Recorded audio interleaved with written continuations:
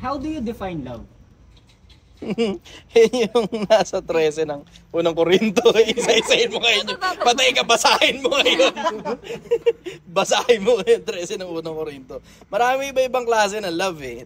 Kanya-kanya ng definition yung iba-ibang klase ng love. Merong eros, philia, agape. Maraming iba-ibang klase ng love. Google nyo na lang isa-isa. Mahaba yan eh. Maraming iba-ibang klase ng pagmamahal. Merong pagmamahal na walang halong kantutan, meron. Pero mga tao ngayon nahihirati ron sa ano eh. Dun sa hindi alam mo, tingnan mo mapapansin mo ngayon generally ang buong mundo, hindi lang naman Pilipinas eh, 'di ba? Kasi yung kultura sa ibang bansa ina-adapt ng Pilipinas, tapos mapapansin mo ang buong mundo nahihirati dun sa konsepto ng pagmamahal na may halong kantutan. Yung ginawa nating isa ro sa mga vlog natin, 'di ba? Na para bang it's as if ngayon sa Pilipinas nakakaramdam ako ng weird sense of feeling na sa mga lugar na hirap, halos hindi na nila nako-consider na pagmamahal yung pagmamahal sa magulang. It's as if parang normal na lang, parang impassing na lang, parang dumadaan na lang. Na parang hindi na nila nararamdaman, na na-appreciate lang nila yung value ng magulang nung mga bata na yon kapag patay na yung magulang nila. O pagka may sakit. O pagka merong trouble na nangyari. Yun ang common ngayon sa lipunan eh. Hindi na halos nako-consider na mahal mo yung magulang mo and you do things in accordance to your love to your parents. Kasi ang normal na lang na nangyayari ngayon, nahihirati ang kabataan dun sa pagmamahal na lang nila dun sa kung sino man yung trip nila. Yung completely wala silang connection dun sa tao na yon until such time na nagkakilala sila, tapos dun lang talaga sila nagkaroon nung parang infatuation feelings nila. Pero yung magulang nila na naglabas sa kanila sa sinapupunan, na nag-alaga sa kanila mula pagkabata, wala na silang pakialam dun kapag nabaling na ngayon yung pagmamahal nila dun sa kung sino mang total stranger na kakikilala lang nila. Yun na nagiging normal ngayon. Yun na nagiging normal ngayon. Pero sobrang daming iba't ibang klase ng pagmamahal. Hindi lang iisang piraso. Pero ang buong mundo naka-focal point dun sa isang piraso lang ng pagmamahal na yun na may halong kantutan. Kasi yun ang pinapakita ng music industry. Yun ang pinapakita ng TV. Yun ang pinaparinig sa radyo. Yun din ang pinapakita sa social media. Puro ganon ng ganon ng ganon ng ganon. Na halos wala na ngayon yung pagmamahal sa magulang. Wala na yung pagmamahal sa kaibigan. Wala na yung pagmamahal sa Diyos. Wala na yung pagmamahal sa iba't ibang klase ng pagmamahal. Ang meron na lang ngayon sa lipunan na mapapansin mong sobrang pungent talaga na namumutawi yung pag-ibig na lang na may halong kaletsehan. Yan na lang. Kaisa-isa yung may halong kantutan. Wala nang iba. Hindi na ngayon importante yung ibang pag-ibig kasi doon na lang nakapokus lahat. Lahat doon na lang. Pero ang daming iba't ibang klase ng pag-ibig, it's up to you to research kung ano-ano yung mga klase ng pag-ibig na yun so we can all practice different types of loves. Yan ang sagot ko ron. Going back to the question, brother. Yeah. Ang explanation mo kasi na maraming iba't ibang love. Mm. To you personally, anong meaning ng love sa'yo? Sa akin, ang pag-ibig, diretso yung nararamdaman mo towards the person na hindi na mahalagang supernatural being yan o literal figure in front of you na magulang mo o kahit na sino, and more than just the feeling, it's about action. For you to be able to show your love to someone, for love to manifest, it has to involve effort. Kasi tignan mo, pansinin mo. Sige, emotions. Sige. Sabihin na natin ang pag-ibig emotions, 'di ba? Pero tignan mo, lalong tumitindi yung emotions mo kapag ipinapakita mo by means of your actions. Not just by words alone, but by means of actions na meron kang ginagawa na inconvenient sa'yo. Pero in the name of love, you do things for the people or for the person that you admire, that you love, and that you cherish. More than just the feeling, para sa akin, ang definition na sa akin ng love, more than just the feeling, kasi feelings yan di ba? More than just the feeling, it involves action. It involves effort, and it also involves sacrifices. Yun ang sagot ko. Pwede ka bang mag-share ng experience mo o kaya story mo na nakapagturo sa'yo ng something valuable about love? In love of knowledge, maraming mga bagay na hindi mo makikita basta-basta na lang sa buhay. So you have to consult the books. maraming libro na umiral sa maraming iba't ibang panahon, sa iba't ibang salin ng lahi, na makakapagturo sa iyo ng maraming iba't ibang mga bagay na minsan hindi mo na matututunan sa panahon ngayon sa mga tao lang na nakapaligid sa iyo. So you have to consult the books. In love of knowledge, ang dami kong iba't ibang mga librong nabasa. Lalo na nung panahon ng pandemya. Ang dami kong pinag-o-order na kung ano-anong mga libro. Ang dami kong napagbabasa na kung ano-ano kasama na pati Kama Sutra. In love of knowledge. In love of knowledge, marami akong librong nabasa. In love of knowledge, marami akong mga research na nagawa na mga bagay na hindi naman eksakto talaga makukuha mo rin sa mga libro eh. Meron tayong malaking swerte sa panahon natin ngayon na yung panahon natin ngayon, na panahon ng internet, eh hindi katulad ng mga nagdaang panahon na you have to physically go sa mga public libraries para lang makapagbasa ng mga libro na specific dun sa eksaktong kung ano man yung hinahanap mo. At matagal na proseso yun kapag kababanatan mo sa ganung paraan. Pupunta ka literal na sasakay ka sa jeep, sasakay ka sa tricycle, sasakay ka sa bus, sasakay ka sa ganito para makarating sa isa sa mga libraries na mga either nasa loob ng eskwelahan mo o yung National Library natin, 'di ba? Pero ngayon, meron na tayong malaking swerte na yung mga libro readily available na i-deliver pa sa bahay mo na wala pang halagang 300 piso, meron ka ng isang makapal na libro na mapapakinabangan mo na, mababasa mo na ng husto. More than yung mismong mga actual hard physical copies ng mga libro, meron na tayo ngayong internet. You can use it to broaden your research, broaden your knowledge in relation to anything and everything that you want to know in life. Sa pag-ibig, sa karunungan, napakaraming oras ang inilaan ko sa maraming iba't ibang pag-aaral ng lahat ng mga bagay that I can get my hands into. At hindi pa rin ako masyadong matalino in my own opinion, because I want more. Knowledge is power. Kapag matalino ka, you can have money, you can have power, you can have fame. Sa pag-ibig, sa karunungan, napakarami kong mga bagay na nakuha sa buhay. At sa pag-ibig, sa karunungan, napakaraming oras ang inilaan ko para lang matuto ng mga bagay na hindi biro, na hindi ngayon alam ng maraming iba't ibang tao. Sa pag-ibig, sa karunungan. Pero mo, barker ako ng jeep minsan panahon. Tangin, hindi biro mo barker ng jeep. Mabilad ka sa initan, maulanan ka, basta you just have to do what you have to do. Sa wala ko na putang ina, konting ipit. Pag hindi mo inipit yung pit mo, sinasabi ko sa'yo, hindi makakasakay ito, hindi ka makakapasok sa trabaho, hindi makikita ang crush mo.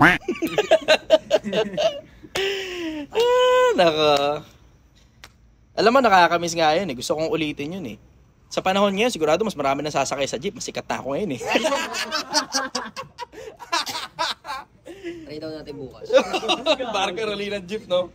Just like the old days. Just like the old days. Nakakamiss yun, nakakamiss. Construction worker din ako minsan panahon eh. Ang bayad sa akin no, 2008, 250 lang eh. Tapos tagahalo semento, tagabuhat na hollow blocks, tagabuhat ng mga 40 kilos na semento. Puta, yung semento noon, dahil sobrang payat ko, mas payat pa ako rito dati. Siguro kasi payat ako na to, doon na. Mga ganyan na ako kapayat. 18 anos, may picture pa nga ako noon, nasa Facebook ko eh. Hindi, itatayo mo yung, diba, semento. Tapos, sabi sa akin ng tropa, ganito yan, pag magbubuhat ka, isasampa mo sa ulo mo. Ba?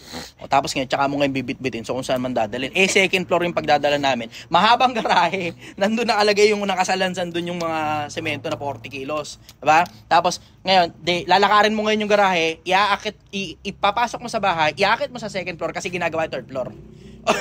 Di ako naman, sige, papakitang gilas tayo. Putang na, payat ako nun eh. Syempre, kahit pa paano, medyo maliksi yung kilos ko. Maliksi, pero di malakas. Kasi payat lang diba? Di ngayon, tatayo na ganun. Sabi na, isasampa ko na eh. Sabi ng tropa, hindi kayo kaganyan. Pag hindi mo nilagyan ng plastic yung ulo mo, maninigas yung anik mo, malalason ka. Sabi ng gano'n sa akin. Ako naman, lagay naman ako ng plastic sa ulo. Yan, okay na, ayos na, pwede na. Okay, good, ayos. Tinayo, pagtayo, payat ako. Pagbuhat ko na gano'n, hindi gumalaw. Takin, ang hirap. Ang hirap ng walang malay sa mundo, ang hirap ng walang alam, ang hirap na hindi ka matanggap sa mga trabaho kasi hanggang dun lang talaga yung meron ka. Ang hirap. Sabi ko, hindi ko gustong habang buhay, ganun. Maghahalo ka ng simento, lawit yung dila mo. Putang ina ng bigat ha. Tagahalo ng simento. Alam mo, tinapos ko lang yung buong magapang paghahanap buhay. Kinuha ko yung 250 na binayad sa akin. Kinabukasan, 1 linggo ko nilalagnat. Sa pagmamahal sa karunungan, I have done so much effort para lang matuto ng maraming bagay na natutunan ko na ngayon. Dumating na sa punto na overflowing na sa akin yung karunungan, na hindi naman masyadong marami compared dun sa mga taong talagang totoong nakapag-aral sa mga matataas sa institusyon. Pero in the sense na overflowing na sa akin yung karunungan, meron na ako ngayong kinikita na higit kaysa sa kinikita ko dati. Bukod pa dun, nakakapagbahagi na rin ako sa kapwa-tao. Tapos meron na akong mga tao na kahit papano, yung naibahagi ko sa kanilang konti na natutunan ko sa buhay, naging sapat para sila naman makaahon sa kahirapan. In love of knowledge, I have done so many things in my life. And in love of knowledge, I have made friends and made money along the way. Pero it took me so much effort para lang matuto. Kasi inabutan ko yung panahon na literal na mano-mano, kailangan mo ng mga libro eh. So yun ang sagot ko dun. Paano mo nababalanse yung personal life mo or yung passions mo tsaka yung interest mo sa romantic relationships? Alam mo, there's no such thing as balance. Laging merong overshoot. Every now and then merong overshoot. Tignan mo, paano mo nababalanse ngayon yung nagbibideo tayo habang may dumadaan na aeroplano? Diba? Di maingay ngayon, diba? Laging merong overshoot every now and then. Ang sikreto nasa pihit. Kung gusto mong bumalanse, overshoot ng kapiraso rito, pihit ka ng konti. Bawa, sobra na yung oras na binibigay mo sa pag-ibig mo, diba? Sobra na yung oras na binibigay mo sa jowa mo. Bawas ka ng konting oras doon. Saan mo ngayon ilalagay yung oras na yun? Doon sa mga ibang bagay na nagkukulang ka na, diba? Sumobra ka ng konting oras dito sa jowa mo, nagkukulang ka na ng pera. O di ngayon, babawasan mo ng konting-konting oras mo sa jowa mo, dadagdagan mo naman ng konting oras mo sa paghahanap buhay. O di kikita ka ngayon ng konti, diba? Madadagdagan yung kikitain mo kasi binawasan mo yung oras mo dito, dinagdagan mo sa kabila.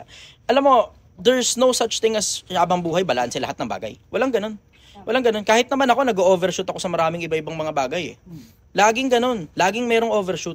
Laging merong kulang. Laging merong sobra. Pihit. Every now and then, re-audit yourself. Every now and then, look into the things that you should do in life. And every now and then, you should look at your future. And every now and then, you should look at your today. So it can reflect your future. Yun ang sagot ko. Pihit. Pihit ng pihit. What advice would you give to someone struggling to find or maintain love in their life? Fix yourself first. Bago mo ilaan yung sarili mo sa iba, ilaan mo muna yung sarili mo sa sarili mo. Diba? Bago mo ibigin ng kahit na sino, ibigin mo muna sarili mo. Ngayon, tatanong mo, yung ba ang sabi ng Diyos? Oo, yun ang sabi ng Diyos. Ano unang utos na may pangako? Diba? Iibigin mo ang Panginoon mong Diyos, buong puso mo, buong pag-iisip mo, buong lakas mo. Diba? Yun ang unang utos. Tapos, yung pangalawang utos, ibigin mo ang iyong kapwa gaya ng pag-ibig mo sa iyong sarili. Ano ibig sabihin? Ibigin mo muna sarili mo. Tapos, yung pag-ibig mo sa sarili mo, ang gagamitin mong basihan sa pag-ibig mo sa kapwa-tao mo. So, you should love yourself first. Unahin mo munang ibigin yung sarili mo bago mo ibigin na ibang tao. Ibig ka ng ibig sa kung sino-sino, na nililigo ka ba? Diba? Ibig ka ng ibig sa kung sino-sino, may trabaho ka na ba? Ibig ka ng ibig sa kung sino-sino, yung magulang mo ba, inibig mo na? Yung naglabas sa'yo sa sinapupunan nila? Yung nagpakahirap mula pagkabata, na palagay mo na, sige, inampun ka. Diba? Palagay mo na granting for the sake of argument na hindi yung magulang mo na naglabas sa sinapupunan mo, yung nag-alaga sa iyo mula pagkabata hanggang ngayon na umiiral ka pa rin. Na ngayon nakakatayo ka na sa sarili mong paa, na umiibig ka na ng kung sino-sino tas hindi ka maibig pabalik. Yung bang mga magulang mo na hindi naglabas sa iyo sa sinapupunan mo, pero sila yung nagmalasakit sa iyo, nagtumayong magulang mo mula nung panahon na hindi ka nakaya ng sarili mong mga magulang. Ito bang mga bagong magulang mo, naibig mo na? Yung mga nakapaligid sa'yo, naibig mo na ba? Ibig ka ng ibig kung sino-sino eh. Sarili mo nga, hindi mo pa pinapaligo ng maayos eh. Hindi ka pa nga nata nagdi-deodorant eh. Baka kaya ayaw sa'yo kasi takina socially awkward ka pa. Diba? na hindi ka pa makapakisama sa mga tao. Diba? Na nahihirapan ka pa makipag-usap sa kung sino-sino. Hindi mo muna pinag-aralan yung art of public speaking na makipag-usap ka muna sa mga tao para to be socially acceptable. Baka kaya hindi ka maibig nung kung sino man yung iniibig mo kasi hindi mo muna iniibig yung sarili mo. I think you should invest in yourself first. Unahin mo muna sarili mo. Mag-invest ka muna sa sarili mo. Pag marami ka nang na-invest sa sarili mo, and then everyone around you starts to love you, then, someone will come along. Bakit? Kasi, bahay at mga kayamanan ay minamana sa mga magulang. Ngunit ang mabait na asawa, galing sa Panginoon. 19:14 ng Kawikaan. Hinihingi lang kasi sa Diyos yan. Hinihingi lang yan. Sa 6:33 ni Mateo, datapwat unahin muna ninyo ang kanyang kaharian at ang kanyang katwiran at lahat ng mga bagay na ito, pawang idaragdag na lang sa inyo. Uunahin mo muna kasing umibig sa Diyos. Tapos susunod mong ibigin yung sarili mo. Tapos everyone around you will start to love you. Including your parents, kasi inibig mo sila. Diba? You give love to yourself first, to your God, una sa Diyos, pangalawa sa sarili mo, and then sa mga taong nakapaligid sa'yo, na nasa loob mismo ng bahay mo, na nagmamalasakit sa'yo. Tapos yung mga taong hindi na makakapagmalasakit sa'yo, ibigin mo rin. Mahalin mo rin, kahit yung mga tao na wala na silang pakinabang sa mundo. Mga matatanda, mga pulube, diba? Ibigin mo sila. And then, someone will come along. Yan ang sagot ko. Pero follow-up question doon. Yeah. Sabi mo, mas mainam na ibigin muna yung sarili. Mm. Paano yung mga tao na nasa relasyon na, tas gustong makipaghiwalay para mas maayos daw nila yung sarili nila? Hindi, niloko lang nila sarili nila. Bakit? Di mo ba kaya ayusin sarili mo sa loob ng relasyon? Basic ka na. Basic ka na. Hindi. Alam mo, totoo niyan, ayaw mo na kasi sa kanya. Nagkukunyari ka na lang, gusto mong ibigay yung sarili. Hahanapin ko muna yung sarili ko. Pukin ang ina mo, kadiri ka. Nawawala siya. Nawawala. Hinanap sa iba. Nawawala ang isip ko pag nakikita ka sinta lakas. Tama! Ako'y nawawala! Nawawala ka lang. Lakas tama mo kasi. Yan, ang sagot ko ron. Alam mo, trip-trip na lang yan eh. Hindi mo na kasi trip yung kasama mo. Kaya sinasabi mo nga, hanapin mo muna yung sarili mo, unahin mo muna ang sarili mo. Hindi mo na kasi trip yung kasama mo. Kasi alam mo, ang totoo niyan, alin lang naman sa dalawa yan eh. Either sa'yo may diferensya, o sa kanya may diferensya, tapos may pangatlo, parehas kayong may diferensya. Yun ang sagot ko ron. Okay, next question. Eto, may tanong daw dito. Okay. Anong opinion mo dun, brother, sa money can't buy happiness? Alam mo, yung ultimate happiness, sa kabilang buhay yun eh. Pero dito sa lupa, nabibili kaligayahan. Kasi tignan mo, may pera ka, diba? Napakain mo yung anak mo. Yung anak mo, mahal na mahal mo yung anak mo eh. Diba? Yun ang kaligayahan mo eh. Mga magulang, yun ang kaligayahan nila, yung anak nila. Diba? Ngayon, napakain mo yung anak mo. Nakita mong masaya ngayon yung anak mo. Di ba masaya ka din? Sige, palagay mo na, sige. Tignan natin yung konsepto, baliktarin natin. Money can't. Hindi nabibili ng kaligayahan. Kunyari wala kang pera, nakita mo anak mo gutom, matutuwa ka? Ipokrito lang yung nagsasabing hindi nabibili kaligayahan dito sa lupa. Ipokrito. Huwag mo kakalimutan, yun lang punto na mabuhay ka ha. Nabuhay ka. Tao ka. Walang tao rito na hindi kailangan ng pera. Wala. Yung mga nagsasabi na money can't buy happiness kaya dito nila kailangan ng pera, bigay mo na lang sa akin. Simple, no? Simple. Hindi ka napapasaya ng pera mo, ayaw mo ng pera, bigay mo sa akin, ako sasaya. Everybody happy. Nakapagpasaya pa siya ng tao. Okay, next question. Ganda nun, ha? Okay, next question.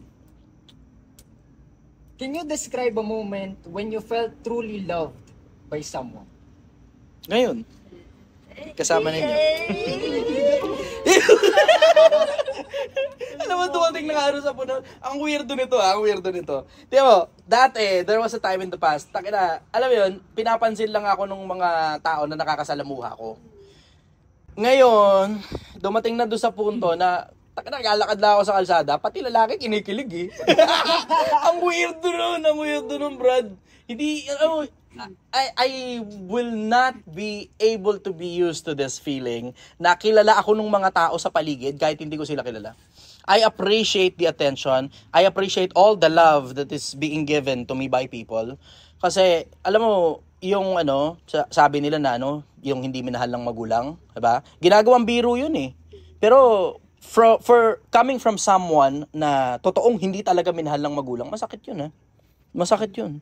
Sabihin sa'yo na hindi ka mahal ng magulang mo, diretso, na hindi ka mahal ng magulang mo, mabigat yun ha, mabigat.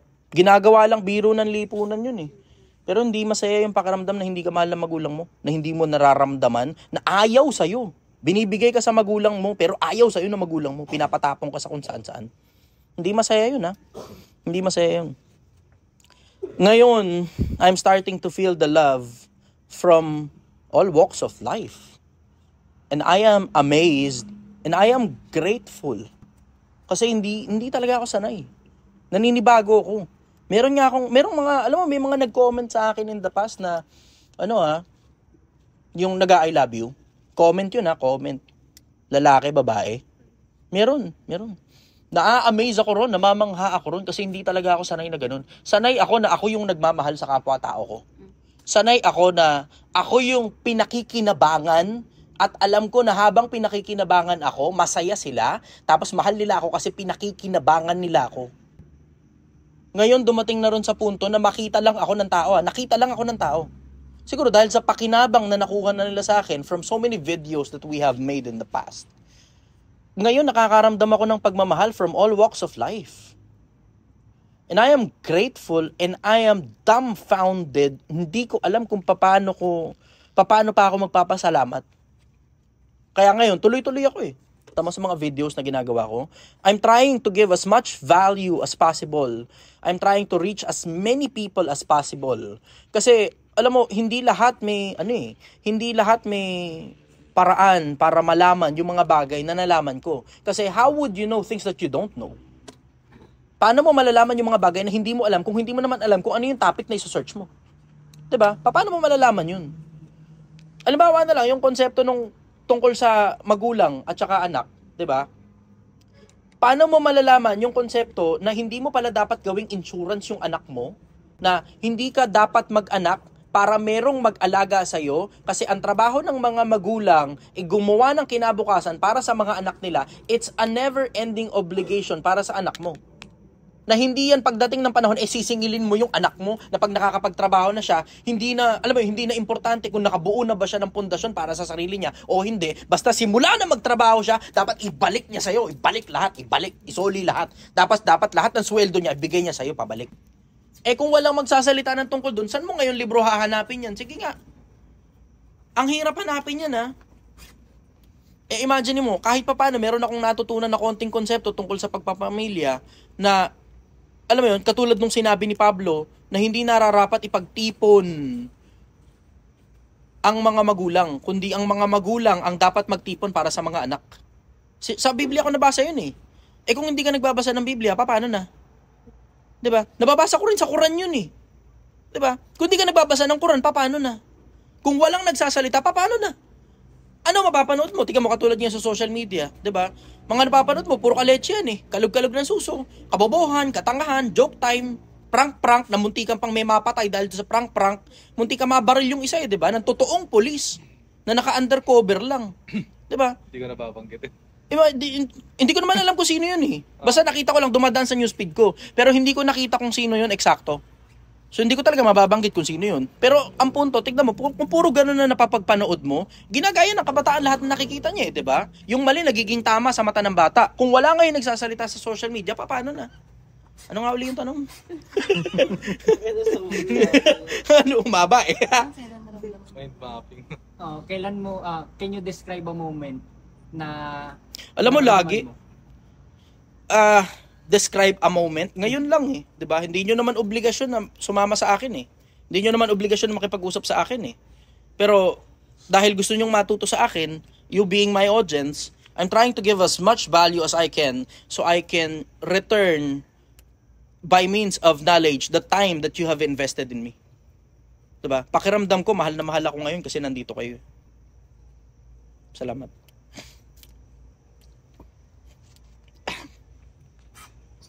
Sige, puta, iyak na naman tayo. Huwag kayo iyak. Okay, next question.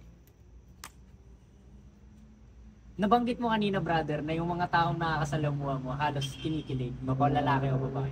Oh, weirdo. Ikaw, Hindi ko alam brother. kung bakit. Okay. Ikaw, brother, kailan ka uling kinilig?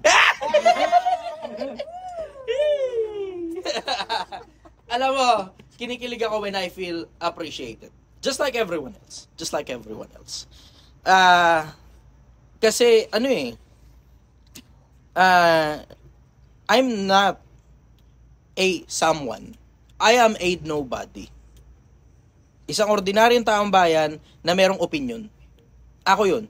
Isang ordinaryong taong bayan na merong konting bagay na natutunan sa haba ng panahon na buhay ako. Diba? Ordinaryong taong bayan lang ako eh. Diba? There's nothing out of the usual sa akin. Wala. For someone to give me their time and effort, level of appreciation yun eh. At nararamdaman ko, appreciate ako ng tao kapag ka nag-e-effort ang tao sa akin. Kasi wala namang obligasyon ng kahit na sino sa akin eh. Walang obligasyon ang kahit na sino sa akin. I don't oblige anyone towards myself. Wala akong anak, wala akong asawa, meron akong kasintahan, pero wala akong kadugo na itinuturing kong kamag-anak. So wala ako ngayong sense of entitlement para gawin ng kahit na sino ang kahit ano para sa akin. I don't see myself as an important individual. I see myself as a regular human being just trying to get along in life. Just trying to not wiggle too much that the people around me finds me weird, finds me outstanding, finds me out of the usual. I'm just a regular, ordinary person na merong konting opinion tungkol sa maraming bagay ng buhay. And I think I don't have any sense of entitlement para gawin ng kahit na sino ang kahit na ano para sa akin. And that means, kapag ka merong tao na nagbibigay ng oras para sa akin at nagbibigay ng effort para sa akin, kinikilig ako. Ano yun eh, coming from a standpoint na hindi naman ako importante. Diba? Coming from a standpoint na grateful ka sa lahat ng tao na nakapaligid sa'yo, na na-appreciate ka. Minsan nga naluluha pa ako sa ganun. Diba? Pagka nag-e-effort ang kahit na sino para sa akin. Yun ang sagot ko. Last question, brother. Okay. Paano mo in-express yung love mo sa mga taong nakapaligid sa'yo? By means of effort as well. Hindi lang sa mga taong nakapaligid sa akin. Pati sa mga taong hindi ko kilala. Pati sa mga taong hindi ko kaano-ano. Pati sa mga taong galit sa akin. Just make sure that you're not trying to destroy me. Diba? Yun lang ang perdition ko. Just make sure you're not trying to destroy me. Kasi all hell breaks loose. Simple lang sa akin ang buhay eh. Gusto ko lang mabuhay ng patas. Gusto ko lang makakain. Gusto ko lang may bubong sa ibabaw ng ulo ko. Gusto ko lang na I just want to get through in this life. Diba? Gusto ko lang, alam mo yun, mabuhay ng walang inaagrabyadong kahit na sino. Diba? If you try to destroy me, try me. Pero, going back dun sa tanong, pakiulit yung tanong, sige. Paano mo sinushow or pinapakita yung love mo sa mga taong nakapaligid sa'yo? Pinaulit ko yung tanong para mas reiterated. By means of effort. I don't have anything to lose aside from my life. Diba? And for someone who does not even value his own life, na parang katulad ko na hindi masyadong importante sa akin ang buhay ko. Kasi wala naman akong kahit na sino. Wala rin naman akong kahit ano. Wala akong madadala sa kabilang buhay kundi sarili ko lang. Diba? And by means of effort, I can show people na yung konting buhay na meron ako, na ibinigay sa akin, ang gumawa sa akin, I can give it to someone else.